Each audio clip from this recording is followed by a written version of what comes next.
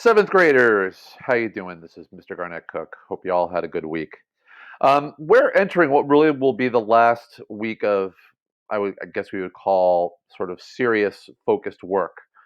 Next week is really our last week of the school year. I'll be providing for you next week just some resources about the later years of the Roman Republic that you can look at your leisure, but I will not be giving you like formal assignments to submit next week. So I just wanted to throw that out there, it being really our last week of school for the year. So this week's are going to be our last serious week, and the focus of this week is what is known as the Punic Wars. And this is a series of wars, three of them, fought between the city of Rome and the city of Carthage over the course of a century. They would be wars that would transform both cities. For Carthage, it would mean the end of Carthage. And for Rome, it would mean the beginning of the end of the Roman Republic and the transition to the Roman Empire. Because Rome is going to get a tremendous amount of territory as a result of their victories in the Punic Wars. And that will essentially make them an empire even before they probably even recognize themselves as an empire. Well, so when we talk about what were the Punic Wars, as I said, these were a series of wars fought between Rome and the city-state of Carthage between 264 and 146 BCE. These were two cities that competed for supremacy on the Mediterranean Sea.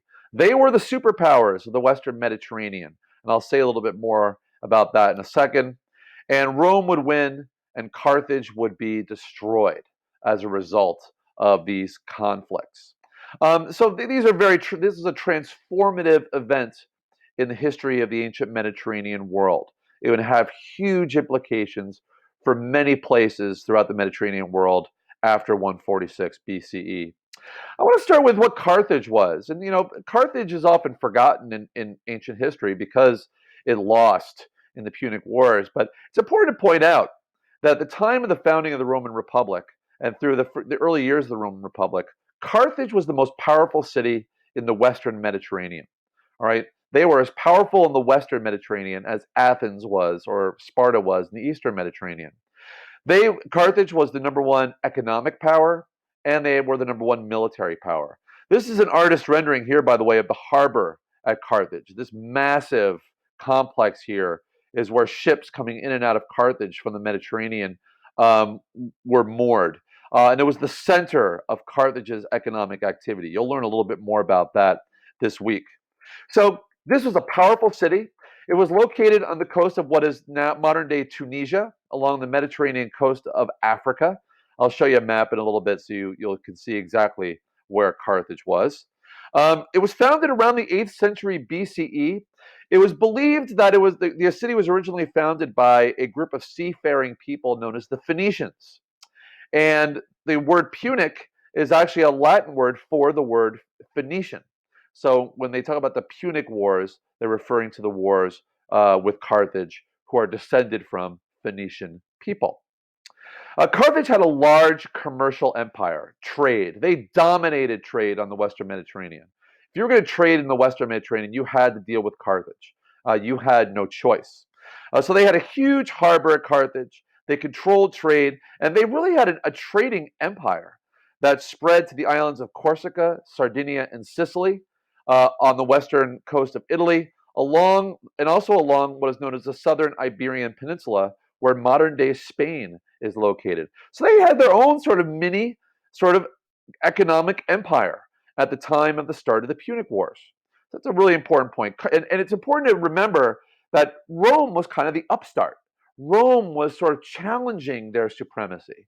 And a lot of people mistakenly think that Rome was the major power and Carthage was sort of the underdog upstart. It was the opposite at the start of the Punic Wars.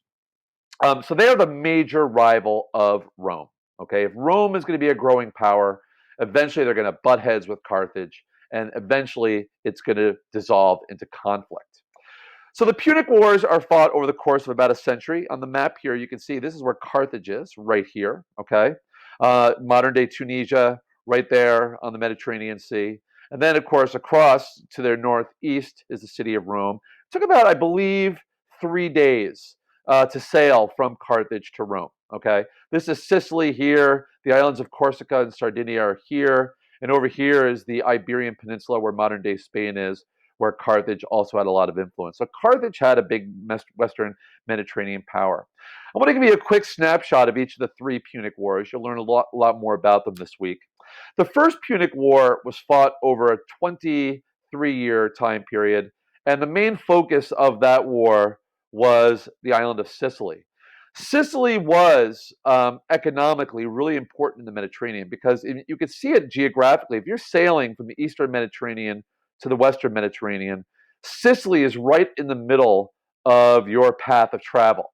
So control of Sicily gave whoever controlled it a lot of economic power. So Rome is trying to get control of Sicily. That is what's going on. Carthage controls Sicily. First Punic War is primarily fought for supremacy on the island of Sicily, and Rome will win. The Second Punic War is easily the most well-known of the three, and that is because of one man, a Carthaginian general named Hannibal, who is considered one of the greatest generals in the ancient Mediterranean world. He led a Carthaginian army by land. You can see it here, and across modern day Spain, through the Pyrenees Mountains, up over the Alps, down through central Italy, and ultimately until he got to within about 50 miles of the city of Rome itself. This conflict over 17 years will involve several major conflicts. The Battle of Cannae, or Cannae as some people call it here, was the greatest defeat in the history of the Roman army. Rome was just absolutely obliterated in that battle against Hannibal.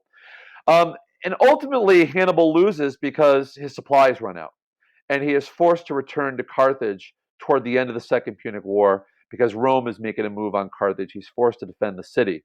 But he leads this daring overland expedition. You'll learn about it this week. It will make him a legend. And he will be admired by the Romans. Roman writers will write very, very favorably about Hannibal for centuries after the Punic Wars. So even though he was the enemy, he was a respected enemy. The Third Punic War took only 3 years, was essentially Rome's siege and destruction of Carthage.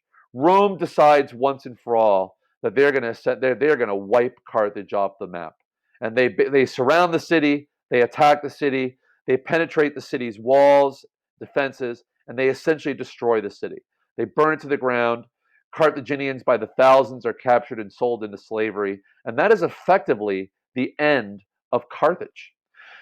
So these are the three Punic Wars. You're going to learn a lot more about them this week. There's a video. There's some reading that you can do. You'll learn a lot more about Hannibal. It's a really, really fascinating story, particularly that Second Punic War. I hope you'll enjoy learning about it. But the conflict will lead to a transition, a transformation of Rome. And that's what I'll end on for today. You can see on these two maps the land that Rome got as a result of their victories over Carthage. And it will lead Rome to becoming the preeminent Western Mediterranean power by the time of the rise of people like Julius Caesar and the end of the Roman Republic. We'll pick up with that as we end our study of Rome next week. Have a good week, everybody.